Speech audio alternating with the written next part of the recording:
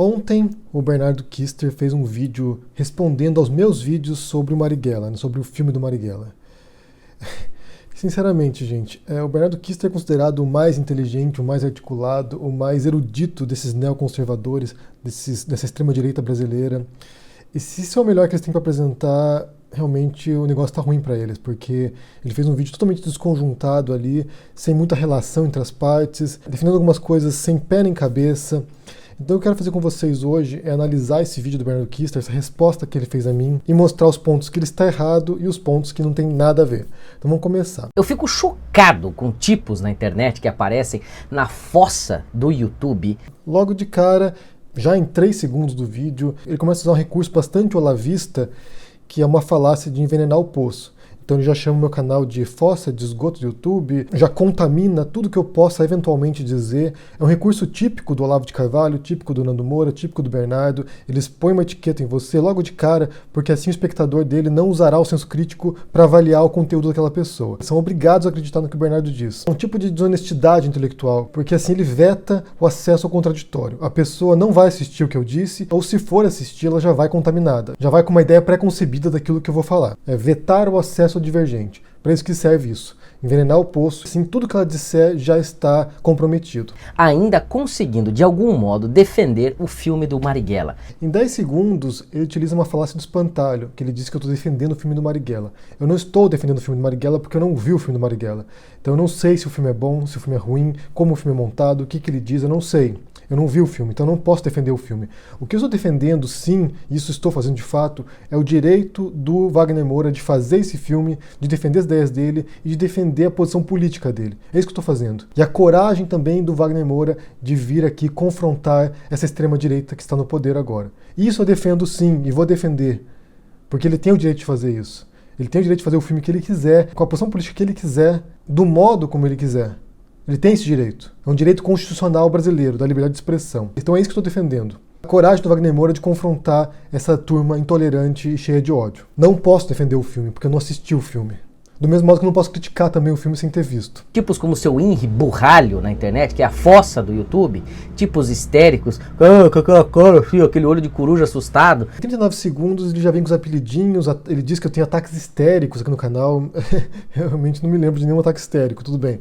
Daí ele começa a fazer deboche, imitações minhas, que também é outra tática olavista, outra tática desonesta deles de querer te ridicularizar. Fazer ataques ad hominem, te insultar, em vez de confrontar os seus argumentos. Esse também tem o propósito de envenenar o posto, porque eles te ridicularizam e assim eles acham que você não merece atenção e nem respeito. Isso é muito curioso, esse tipo de deboche que o Bernardo faz, esse tipo de sátira, esse tipo de sarcasmo que ele utiliza, porque ele se diz católico, né? É uma coisa que eu critico muito também, essa hipocrisia desses pseudo-cristãos, desses falsos cristãos, desses cristãos fajutos, é porque eles não respeitam aquilo que eles dizem pregar. Eles não respeitam os dogmas da religião que eles dizem seguir. Porque se você olhar o Catecismo da Igreja Católica aqui, o artigo 2477, fala que, olha, claramente, o respeito pela reputação das pessoas proíbe toda e qualquer atitude ou palavra suscetíveis de lhe causar um dano injusto. Então, assim, a Igreja Católica condena esse tipo de comportamento do Bernardo Kister. Se eu fosse você, Bernardo, eu ia me confessar depois de fazer esse vídeo. De querer ridicularizar os outros, de querer afetar a reputação dos outros com esses apelidinhos, com esse teu deboche aí habitual. Consegue fazer loas e tecer maravilhas ao tipo de situação que foi criada pelo Wagner Moura. Depois, em 1 minuto, ele fala que eu teço loas à situação criada pelo Wagner Moura. Que situação? Qual situação você se refere? Agora o Wagner Moura é obrigado a passar pano pro Bolsonaro como vocês fazem? Qual situação que ele criou? Eu vi um diretor de cinema, um ator conhecido, defendendo o filme dele e defendendo a posição política dele. Qual situação ele criou? Qual o problema dele fazer isso? Você não faz meia vírgula de crítica à pessoa do Marighella como se ele tivesse sido um sacrossanto. Em 2 minutos e 21, ele diz que eu não faço críticas à figura do Marighella. E de fato eu não faço críticas ao Marighella, porque eu estou falando sobre o filme, não sobre o personagem histórico. Estou falando sobre essa comoção da extrema-direita em relação ao filme, que na verdade presta um favor ao filme, na minha opinião. Se eles não fizessem esses escândalos, como fizeram em relação às exposições de arte lá do Santander, como estão fazendo em relação ao filme, talvez o filme passasse a ter abatido, sem tanta repercussão assim. Mas eles fazem esse escândalo aí e geram uma comoção em torno disso. Então os vídeos que eu fiz aqui se trata dessa reação negativa ao filme, e não em relação ao Marighella, em relação à história do filme, porque a gente não sabe. E daqui você vai colocar um quadro dele atrás da sua cama enquanto você deita com a sua mulher para dormir. Fica lá a figura do Marighella, tipo Jesus Cristo, beatificando o casamento de vocês. Depois ele faz uma distorção daquilo que eu não disse, porque ele defende como se eu reverenciasse o Marighella e a luta armada no Brasil. Aí eu quero ver ele encontrar uma única frase minha em alguns meus vídeos falando isso, defendendo o Marighella ou defendendo a luta armada. O que eu defendi, isso sim eu fiz, é um pensamento crítico sobre qual é a diferença entre terrorismo e luta armada. Qual a diferença entre alguém que pratica atos de terror, como Osama Bin Laden, por exemplo, e a resistência francesa, ou a resistência polonesa contra o Hitler? Qual a diferença? É possível distinguir uma coisa da outra? Se você pega o filme Guerra nas Estrelas, por exemplo, que você tem os rebeldes e o Império, na visão do Império, os rebeldes são terroristas. E na visão dos rebeldes, eles são revolucionários contra um Império maligno. Então é muito difícil, em alguns casos particulares, a gente distinguir o que é um crime e o que é uma luta por liberdade. Mesmo quando essa luta por liberdade parte de um ideal comunista. Não é nítido isso em alguns casos. Mas eu acho que está passível para debate. Você tem problema na cabeça, cara. Qual é o seu problema? Em 1037, mais Tax ad Hominem, o católico cristão puritano dizendo que eu tenho problema na cabeça, que eu sou ignorante, hipócrita, sendo que na verdade a hipocrisia é parte deles. Pessoas que dizem uma coisa e fazem outra, que dizem pregar uma série de valores e fazem diferente. Então a hipocrisia não está do meu lado. Fica criticando o Capitão Nascimento, os absurdos que tem no filme, e você não tem assim meia crítica à pessoa do Marighella. Em 325 tem uma outra falácia do espantalho, que ele diz que eu critico o Capitão Nascimento, mas não teço uma única crítica ao Marighella. Não, Bernardo, eu não critiquei o Capitão Nascimento. O que eu critiquei é a hipocrisia da extrema-direita de reverenciar um personagem como o Capitão Nascimento, que comete tortura no filme dele, assassinatos extrajudiciais de pobres, em sua grande maioria, e a extrema-direita, os direitistas brasileiros, aplaudem esse comportamento do Capitão Nascimento, enquanto criticam um comportamento parecido da extrema-esquerda, no caso do Marighella. Essa é a hipocrisia. Essa é a crítica que eu faço. A hipocrisia de vocês. Por que um agente do Estado pode matar e torturar as pessoas e alguém que confronta um Estado ditatorial não pode fazer isso? Não precisa falar do filme, fala da pessoa como do Marighella. Daí em 328 ele propõe que eu não fale do filme, fale do Marighella. Mas é aí que está o ponto central de tudo. Eu estou falando da polêmica em torno do filme, não do Marighella e nem do filme em particular, porque a gente não viu. Repito. De um terrorista que queria implantar outra ditadura aqui no Brasil 1000 vezes pior do que aquela que foi implantada no Brasil, que nem era uma ditadura em termos comparáveis com o que aconteceu aqui na América Latina em outros aspectos. Aqui era mais conhecido como dita mole. Em 4 minutos e 9, ele começa o revisionismo histórico típico deles, dizendo que a ditadura no Brasil não foi tão rigorosa assim, que não matou tanta gente, como se mortes, como se vítimas da ditadura fosse uma medida de sucesso da ditadura. Como se uma ditadura que matou 10 mil fosse mais ditadura do que uma que matou 300. Não é assim que você mensura o que é uma ditadura. Não é assim. Ditadura é essa que tem rodízio de poder? Ditadura é aquela ditadura que o cara fica no poder lá 20, 30 anos. O mesmo cara. Agora que tem rodízio de poder, eleições indiretas, que porcaria é essa, cara? E depois ele insiste nesse ponto, né? Em 429 ele diz: que ditadura é essa que tem rodízio de poder? Ditadura é aquela na qual o cara fica no poder 20, 30 anos, o mesmo cara. E eu quero saber de onde ele tirou essa definição imbecil de ditadura. De onde ele tirou isso? Das tripas dele? De onde ele tirou essa definição? Eu quero alguma fonte aí, apresenta alguma fonte de onde você tirou essa definição de ditadura. Porque realmente, se você procurar definições de ditadura, nenhuma delas se encaixa nessa tua definição tosca e bitolada e simplória de ditadura. Quando eu falo que a gente tem que consultar especialistas, as pessoas que entendem do assunto, é disso que eu falo. Porque você pega aí um coroinha olavista, faz uma definição de ditadura aqui totalmente incorreta, que não está fundada nas teorias sobre o assunto, e defende isso para milhares de pessoas que vão se repetindo essa bobagem que ele disse. Vamos lá ver o que diz os teóricos sobre ditadura, né, os cientistas políticos. Então você tem aqui um artigo chamado Theories of Dictatorships, Subtypes and Explanations, de Gustav Leiden. É um PhD em ciência política. Ele diz o seguinte, olha: ditaduras usam métodos diferentes de eleições competitivas para distribuir poder político e também frequentemente violam direitos políticos e civis dos indivíduos. E ele estabelece 3 subtipos de ditaduras: monarquias, ditaduras militares, que está presente em todas as definições dos especialistas, e regimes eleitorais ou com partidos. As ditaduras não são iguais. Existem vários tipos de ditaduras, assim como existem vários tipos de democracias também. A democracia brasileira não é idêntica à democracia norte-americana, do mesmo modo que não é idêntica ao tipo de democracia que tem no Reino Unido. Existem diferentes tipos de democracias e diferentes tipos de ditaduras. A definição que o Bernardo deu é um tipo e nem é o principal tipo. Depois tem a definição aqui da Oxford Research Encyclopedias, da autora Erica Frantz, PhD em ciência política. Ela diz o seguinte, olha: sabemos que ditaduras frequentemente adotam as mesmas instituições que estudiosos têm visto historicamente como características essenciais das democracias, incluindo eleições, partidos e legislatura, mesmo se elas não tiverem intenção de usá-las para propósitos democráticos. Como consequência, eleições em ditaduras não sugerem necessariamente um aumento na natureza democrática dos regimes que as governam. Afinal de contas, Saddam Hussein frequentemente ganhava as eleições no Iraque com 100% dos votos. Ou seja, algumas ditaduras de fato têm eleições. Havia eleições na União Soviética quando morria o ditador, quando morria o governante. Ter eleições não quer dizer que essas eleições sejam limpas, nem que elas digam alguma coisa sobre a natureza do regime. Depois ela diz o seguinte, mais adiante: os anos 70 viram a disparada de várias ditaduras lideradas por militares, como no Brasil, 64 a 85, e Chile, 73 a 89, em grande medida por causa da geopolítica da Guerra Fria. Então a autora aqui, PhD em ciência política, não questiona que havia uma ditadura no Brasil, assim como a boa parte dos historiadores e dos cientistas políticos não questionam isso. O revisionismo está do teu lado aí. Você que está revendo a história brasileira, não os historiadores e nem os cientistas políticos. Depois você tem um outro artigo também aqui, A Theory of Military Dictatorships. Então eles falam o seguinte aqui: há vários exemplos de ditaduras militares que surgiram como resultado de um golpe contra um regime não democrático ou contra o governo democrático subsequente. Depois ele estabelece uma distinção entre regimes oligárquicos, que são apoiados pelo exército, e ele menciona o caso aqui do Estado Novo de Getúlio Vargas, e ditaduras militares. Depois fala o seguinte aqui, olha: talvez mais comum na prática sejam as ditaduras militares, nas quais os militares ou um subgrupo de oficiais estão em controle direto. E daí ele lista alguns exemplos recentes: Paquistão, alguns períodos na Turquia, Guatemala, El Salvador, e diz o seguinte, cito: no Brasil, após a deposição do governo do presidente João Goulart em 64, e seguem dando outros exemplos de ditaduras militares. Por fim, o último artigo aqui, chamado The Brazilian Military Regime 1964-1985, Legacies for Contemporary Democracy. É o Timothy J. Power, PhD em ciência política. Ele diz o seguinte aqui: a ditadura militar inaugurada em 64 suspendeu as liberdades políticas, ao mesmo tempo em que realizou mudanças revolucionárias nas estruturas sociais e produtivas do Brasil. Você tem aqui diferentes autores, PhDs em ciência política, PhDs em economia, professores de ciência política, e eles não questionam a nomenclatura e a definição de ditadura no Brasil. Você questiona. Você é o revisionista. Mas enfim, seu revisionismo histórico é vergonhoso. E depois em 438 ele fala o seguinte, olha: este seu revisionismo histórico é vergonhoso. Você é o revisionista, Bernardo. Você que está indo na contramão do que dizem historiadores e cientistas políticos. Não sou eu, não. Você é o revisionista. E aqui é outra estratégia clássica dos olavistas, de inverter os fatos, de inverter a interpretação, de querer pôr no outro aquilo que eles estão fazendo.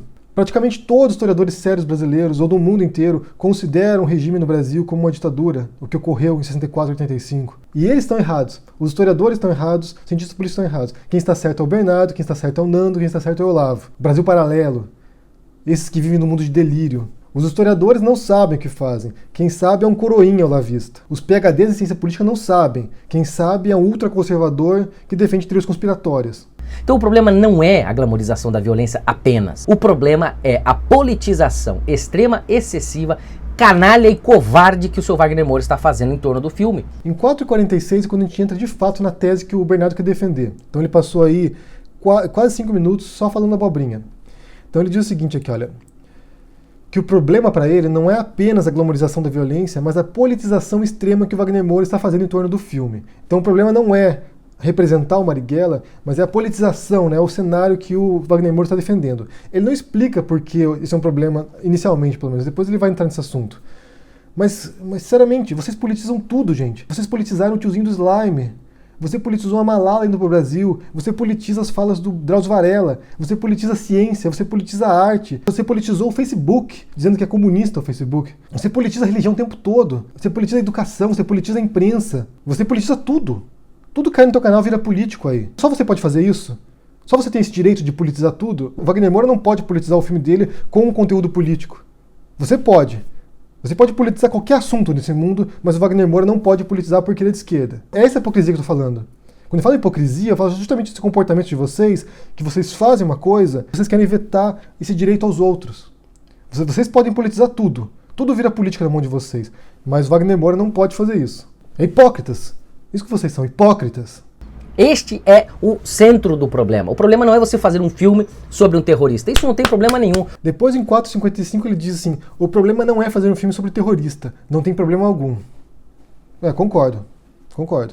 Então quer dizer que se nós pegássemos uma figura como Hitler e quiséssemos reabilitá-la Não, aí vocês iam descer o porrete. Obviamente eu também desceria o porrete em cima de uma história como essa. Em 5:33 a gente entra no argumento ad Hitlerum, né, que é uma falácia que quando você tem um debate ali, geralmente quando se prolonga muito, acaba caindo no nazismo ou em Hitler. Isso é quase inevitável atualmente, gente. Quase todo mundo vai cair em algum momento em Hitler ou no nazismo. É meio que inevitável, de fato. Daí ele diz assim, né, se nós quiséssemos reabilitar a figura do Hitler, isso seria errado? Seria errado. Seria errado, porque no Brasil a apologia do nazismo é crime, sendo que ainda não é crime a apologia do comunismo. Vocês querem criminalizar, mas não é crime ainda. E aqui entra uma grande contradição na fala do Bernardo, porque assim, ele fala em relação ao Hitler, né, se seria certo reabilitar a figura do Hitler, mas vocês estão tentando reabilitar a figura da ditadura. Então vocês pegam um regime ditatorial alemão, nazista, e isso é errado. Isso eu concordo com vocês, a gente não deve reabilitar o nazismo. Mas você quer reabilitar um regime ditatorial brasileiro, com Médici, por exemplo, no qual houve tortura, no qual houve cassação de direitos políticos, exílio, perseguição a opositores políticos, houve censura. Então, assim, você não pode reabilitar um regime ditatorial nazista, mas pode reabilitar um regime ditatorial brasileiro. Qual a diferença entre um e outro? Os dois foram ditadura, os dois foram repressivos, os dois violaram direitos essenciais, básicos, políticos dos cidadãos. Os dois mataram cidadãos. É claro que no nazismo você teve milhões de mortes. Mas como eu disse, isso aí não é medida de sucesso de ditadura, não. Os fatores que unificam as ditaduras é essa violação de direitos básicos dos seres humanos, dos cidadãos. Então por que você pode tentar reabilitar a ditadura brasileira e alguém não pode tentar reabilitar o nazismo? O que você está fazendo é muito parecido, na verdade. Querer reabilitar o Ustra, por exemplo. Vai querer reabilitar o Médici também? Vai querer reabilitar o Fleury? E, ai meu Deus, e não fala nada de nenhum regime comunista. Será que isso dói tanto a tua ideologia, os pontos que você defende, cara? Em 7 minutos e 1, ele afirma que eu não falo nada de nenhum regime comunista. E aí é uma mentira de fato. Porque eu já falei aqui sobre a União Soviética, eu já falei aqui sobre a China, já falei aqui sobre a Coreia do Norte, já falei aqui sobre a Europa Oriental, sobre a Iugoslávia, já falei sobre Cuba. Então, assim, que eu não fale nada sobre os regimes comunistas, isso é uma mentira. Se você não assistiu, o problema não é meu. Pelo amor de Deus, cara. E se nós fizéssemos, os católicos, um filme sobre a Inquisição e defendêssemos a restauração da Inquisição e fizéssemos toda uma pantomima política em torno disso e perseguir os hereges católicos, reincidentes, enfim. Em 7:24 ele pergunta aqui, e se fizéssemos um filme sobre a Inquisição, reabilitando a memória da Inquisição? Você pode fazer isso. Quem tá te proibindo de fazer isso? Ainda também não é crime no Brasil a apologia da Inquisição. Vocês podem fazer se quiser. Ninguém tá te impedindo. A história, como é que ele fala aqui? A história de um filme independe da realidade. Puta que pariu. Isso é um negócio vergonhoso. Em 7 minutos e 32 ele critica uma afirmação que eu fiz, que a história de um filme independe da realidade. E eu reforço essa fala. De fato, pela teoria literária, uma história ficcional, mesmo se for fundamentada numa história verídica, ela independe da realidade. A história, ela funciona com elementos próprios, internos dela. E eu vou fazer um vídeo ainda hoje sobre isso. Não vou mencionar o Bernardo porque ele não merece, mas eu vou fazer um vídeo sobre isso ainda, sobre como funciona a ficção. E nesse ponto aqui a gente fala de coisas totalmente diferentes, Bernardo. Uma coisa é falar da ficção, da estrutura interna de uma obra ficcional, e outra coisa é falar da repercussão dela na sociedade. São coisas diferentes. São coisas completamente diferentes. Você está confundindo tudo aqui. É a imagem passada naquele livro mentiroso do Umberto Eco, que ele reconhece que o livro é uma bela de uma ficção. Em 8 minutos e 4, aqui você vê todo o desconhecimento do Bernardo sobre o que é ficção, sobre o que é literatura, sobre o que é uma obra literária. E ele confunde ficção com mentira. Uma obra de ficção não é mentira. Se você conta uma historinha da Branca de Neve pro teu filho antes de dormir à noite, você não está mentindo para ele. A ficção não é mentira, ela não tem compromisso com a verdade, então ela não pode ser mentirosa. Mentira é quando você vem aqui, Bernardo, e afirma que a França legalizou a pedofilia. Isso é mentira. É quando você faz uma afirmação que não está fundamentada nos fatos. E você sabe que não é verdade aquilo. Isso é mentira. Quando você vem aqui e insinua que todos os incêndios no começo de fevereiro foram incêndios criminosos orquestrados pelo PT, você está mentindo. Isso é uma mentira. Quando você sabe que aquilo não é real e você vem aqui e defende como se fosse verdadeiro. Você mente o tempo todo no teu canal. Você é um mentiroso. Então você deveria saber bem o que é mentira e o que é uma obra de ficção. O que é um romance. O que é um filme. Quando a pessoa assiste Guerra nas Estrelas, por exemplo, como eu mencionei antes, a pessoa sabe que aquilo ali não é verdadeiro. E sabe que aquilo não tem compromisso com a verdade. Que é uma história inventada, com regras próprias. Aquilo não é mentira. O Guerra nas Estrelas não é uma mentira. É uma história de ficção. Se você não sabe distinguir uma coisa com a outra, isso só demonstra que você não deveria estar falando sobre isso. Que você não entende desse assunto. Depois ele faz uma generalização aqui sem qualquer base na realidade. Ele afirma que a imagem que as pessoas têm da Idade Média é baseada no livro e no filme do Umberto Eco, O Nome da Rosa. De onde ele tirou isso, gente? Tem tantos filmes aqui sobre Idade Média, livros, tem seriados, tem tanta coisa sobre Idade Média. De onde ele tirou que a imagem que as pessoas têm da Idade Média é do Nome da Rosa? Tem o romance histórico do Bernard Cornwell. De onde ele tirou isso? Talvez seja pra ele a referência, porque tem um monte de referências sobre a Idade Média aí. Acho que até o Game of Thrones, que é fantasia, é mais referência do que a Idade Média para as pessoas do que o Nome da Rosa. Enquanto aquilo é uma maior falsificação histórica em relação à igreja no campo filmográfico, no campo do cinema. Em 847, ele diz que o livro do Humberto Eco é uma falsificação histórica. Não, não é, porque é uma obra de ficção. Não é um livro de história. Uma obra de ficção, ela não falsifica a história porque ela não tem compromisso com a história. São coisas diferentes. Completamente diferentes. Então sim, tem uma implicação, sim, histórica esses filmes. Podem não estar conectados com a realidade, mas eles moldam o imaginário da pessoa em relação àquele assunto. Depois de 9 minutos, ele afirma que essas obras de ficção, como O Nome da Rosa, como o filme do Marighella, têm um potencial, um impacto cultural muito maior do que obras teóricas sobre o assunto. E aqui eu concordo com você. De fato tem. Mas o que você sugere em relação a isso? Você acha que eu, como escritor, acho legal a ideia de que o Paulo Coelho é o autor brasileiro mais conhecido no mundo? Não acho. Preferia que fosse Clarice Lispector, preferia que fosse Guimarães Rosa, preferia que fosse Machado de Assis. Mas não é. A gente não tem controle sobre isso. A gente não tem controle sobre o impacto que as obras literárias ou culturais ou artísticas terão na sociedade.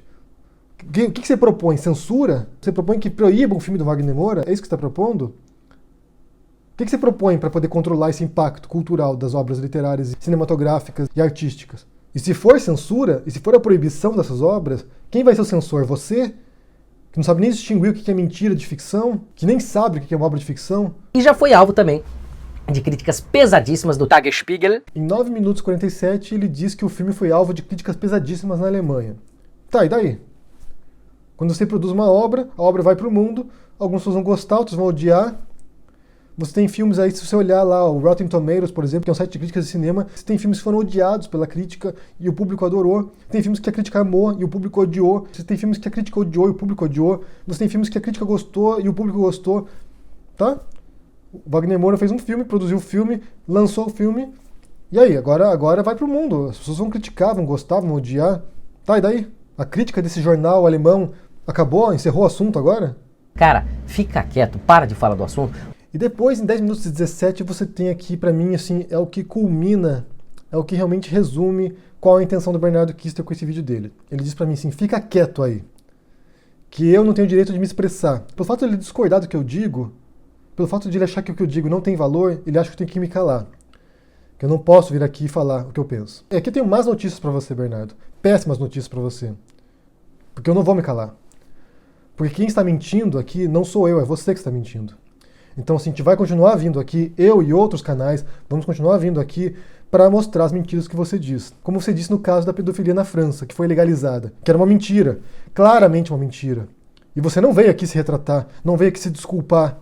Você espalhou isso aí para centenas de milhares de pessoas, uma mentira, um católico mentiroso, que é um pecado isso pela sua fé, é um pecado mentir. Você vem aqui e mente publicamente, e nem se preocupa em se retratar, porque você não erra. O mentiroso nunca erra, né? Ou quando você vem e faz esse vídeo aí sobre os crimes do PT, né? Os incêndios do PT, um vídeo mentiroso também. Então a gente não vai se calar. Eu não vou me calar. Quando você mentir, e você mente muito, quando você disse que a censura na ditadura não foi tão rigorosa assim, você mentiu. Quando você vem aqui e diz que não foi uma ditadura no Brasil, foi uma dita branda, uma dita mole, porque ditadura é X e você está errado. Você está mentindo para o seu público. Então você não vai nos calar. Sinto muito, Bernardo, você não vai nos calar. E toda vez que você disser uma merda, a gente vai vir aqui apontar essa merda que você disse. Como você fez esse vídeo agora sobre mim, falando um monte de besteira aí. Alguém que não sabe o que é ficção, que não entende quais são as regras da ficção, de um texto ficcional, de um filme ficcional. Alguém que não sabe o que é ditadura. Você está falando aqui um monte de vídeo sobre ditadura, você nem sabe o que é uma ditadura. Conceitua, define incorretamente uma ditadura. Então é claro que você vai distorcer tudo, você vai transmitir informações incorretas para o seu público, você não sabe o que está falando. Define incorretamente as coisas. E além de ser um baita de um hipócrita, eu não vou me calar. Você não vai me censurar. Não vai. E sempre que puder eu vou vir aqui expor sua hipocrisia sim. Hipócrita.